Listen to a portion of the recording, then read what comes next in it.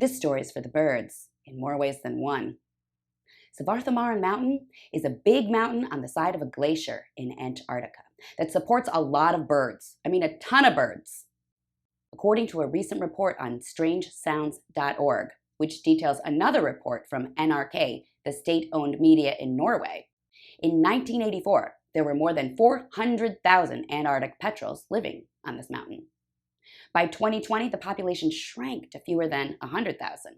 And this year, there are none, as in zero. No birds, no petrels. For their report, they quote a biologist and research technician from the Norwegian Polar Institute named Joanna Sulich. She said when she was there in the area with her coworkers, they expected to see what they always see at this time of the season, the nesting sites of thousands of petrels. But now, there's none, as in zero. When they arrived, initially they saw 4 petrels, which was shocking enough just to see 4 birds.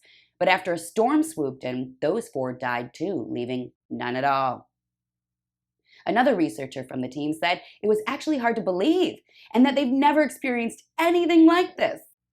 He said the population around this time usually consists of between 18,000 and 40,000 pairs of the birds, with a similar number of chicks. And they were expecting to see the same thing, except instead they saw no birds. According to the article, they think it might have to do with extreme weather and poor access to food, but they're just not sure.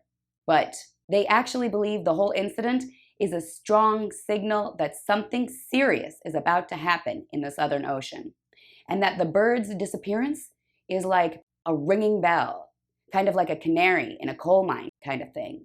The bird's complete disappearance means something else is brewing there, but they just don't know what or when we might find out. They also say that despite a lot of people probably wanting to blame the whole thing on climate change like they usually do, that's actually difficult to say.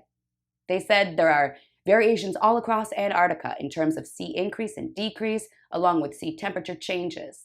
So they said they can't tie any of the changes to climate change since some evidence supports it, while other evidence goes against it. So we have no idea why the petrels are completely absent, and the scientists who are where the birds should be say some scary news might be coming any moment now from the Southern Ocean. You see? Told you, this story indeed is for the birds.